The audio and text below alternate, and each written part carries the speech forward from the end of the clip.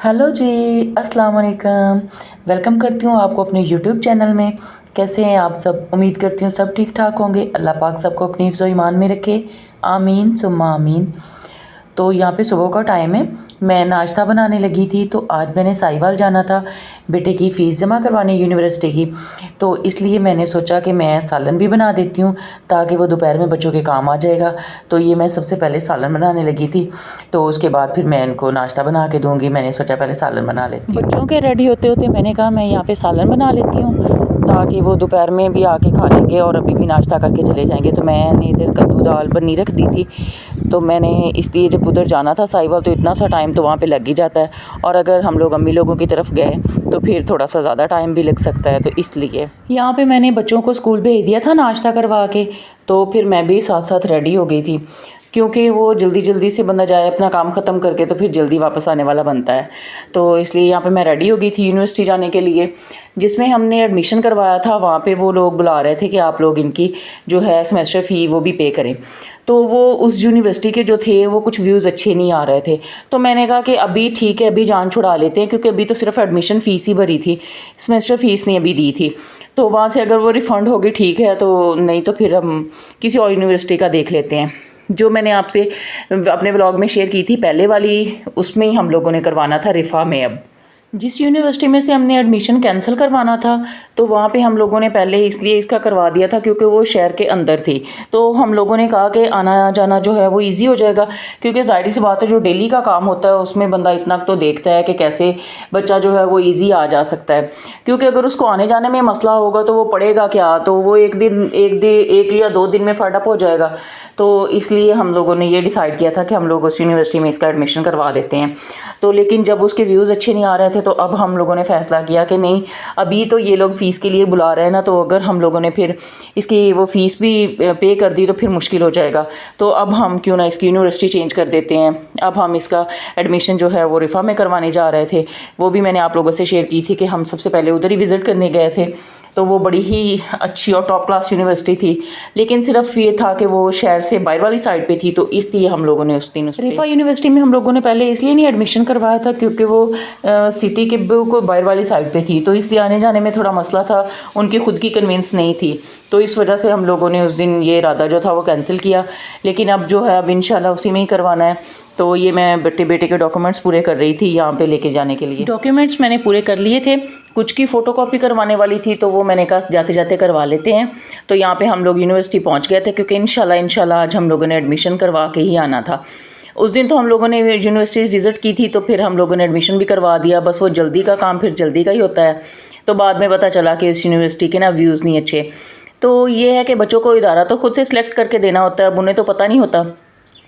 उनको सिर्फ आप लोग प्रोग्राम पूछें कि उनका किस चीज़ में इंटरेस्ट है, तो उस प्रोग्राम में उसका एडमिशन करवाएं। और बाकी ये है कि इदारा, अब ज़ाहिर सी बात है जितनी दुनिया आप लोगों ने देखी हुई है उतनी बच्चों ने तो नहीं देखी हुई, तो वो आप लोग खुद से ही सिलेक्ट करें कि उनको कौन सा इदारा सही रहेगा या हमारे बच्चों के लिए कौन सा इदारा ठीक है। क्योंकि कोई भी पेरेंट्स ने ये नहीं चाहेगा कि मैं एमए किसी फ़जूल से इदारे में उसका एडमिशन करवा दूँ। फ़जूल से मुराद ये भी है कि बस ना कुछ इदारों की मतलब रेपुटेशन वगैरह नहीं सही होती, तो इसलिए हम लोग ये एडमिशन ऑफ़िस पहुंच चुके थे। अल्हम्दुलिल्लाह हमारा एडमिशन जो था वो फ़ाइनल हो गया बेटे का। तो डॉक्यूमेंट्स भी शुक्र अल्हम्दुलिल्लाह सारे जो थे वो पूरे थे जब उधर हम लोग गए यूनिवर्सिटी। तो हमारा एडमिशन फ़ाइनल हो गया। तो कुछ सीट्स थी अवेलेबल, तो इसलिए जो प्रोग्राम हमने, वो बेटा भी कह रहा था, तो वो सॉफ्टवेयर इंजीनियरिंग है उसमें हमने बेटे का एडमिशन करवाया है। तो ये यूनिवर्सिटी जो है माशाल्लाह से बहुत अच्छी है, इसके व्यूज़ भी अच्छे थे। तो अभी ये न्यू स्टार्ट हुई है, 2 साल हुए हैं इसको, तो इसलिए ये मतलब जो चीज़ अभी न्यू होती है वो उसके लिए ज़्यादा एफ़र्ट कर रहे होते हैं कि उसमें ज़्यादा मेहनत हो रही होती है हर एक हवाले से, कि वो ज़्यादा उनका इदारा जो है वो अच्छा काम करे और लोगों को नज़र आए, तो उसमें लोग अट्रैक्ट भी हों, ज़ाहिर सी बात है। क्योंकि अब हमारे मुल्क में जो है वो तालीम जो है वो तो एक बिज़नेस बन चुकी है। उसका अगर हम लोग कह दें ना, तालीम वाकई शऊर तो देती है, इसमें तो कोई शक नहीं है, लेकिन फिर भी जो हम लोगों का है ना वो यही है कि तालीम जो है ना सिर्फ़ और सिर्फ कारोबार बन के रह गया। अभी हम लोगों ने देखना है कि हम लोगों ने अब कारोबार करना है या शऊर लेना है इससे। तो यहाँ पे वापसी भी हम लोग अम्मी लोगों की तरफ आ गए थे। तो ये मेरा भालू जो है ना, ये तो मेरा दिल ही खुश कर देता था। हालांकि इसे इतना तेज़ बुखार था, लेकिन माशाल्लाह से मैं कहती हूँ खुश हो गई ये भी और मैं भी। ये नेक्स्ट डे की वीडियो है। जब हम लोग घर पहुँचे थे तो तकरीबन हमें रास्ते में मगरिब हो गई थी, हमें बहुत लेट हो गया था। तो अम्मी लोगों ने साथ में खाना भी दे दिया था, तो वही आके बच्चों ने जो था वो रात को खा लिया और सो गए थे। तो मेरी रात को तबीयत बहुत ज़्यादा ख़राब हो गई थी। इतना लंबा सफ़र, मतलब बाइक पे, तो वो इस तरह से फिर जाना और आना, तो उस वजह से थकावट हो गई, तो मेरी तबीयत बहुत ज़्यादा ख़राब हो गई थी।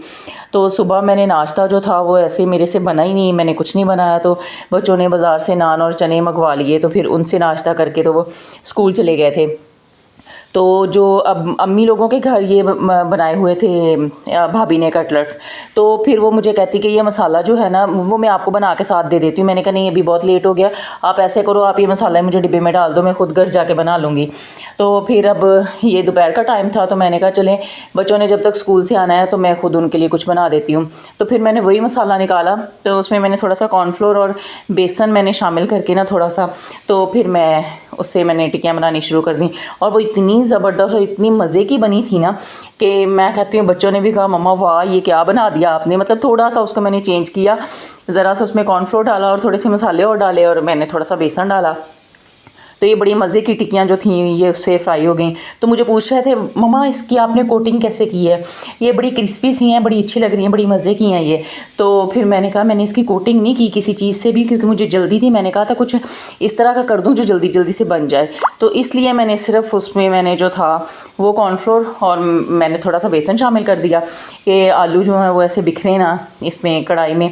तो घी भी देखे माशाल्लाह से कितना साफ़ है, और आपको इसकी रंगत टिक्कियों की बता रही होगी कितनी मज़े की लग रही हैं ये मैंने इसमें दूसरा बैच शामिल किया है। देखें माशाल्लाह से ऑयल भी कितना साफ़ है, और मैंने इसकी कोई कोटिंग वगैरह नहीं की, और ये बड़ी मज़े की और क्रिस्पी बन के तैयार हुई थी।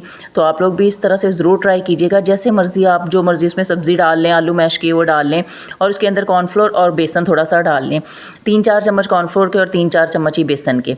तो बड़ी ज़बरदस्त आपकी बिल्कुल ठेले जैसी टिक्कियाँ जो हैं वो बनेगी, बड़ी ही ज़बरदस्त। तो ये केचप के साथ और दही के साथ जो थी वो हम लोगों ने खाई, बड़ा ही मज़ा आया था और बड़ी मज़े की बनी थी ये।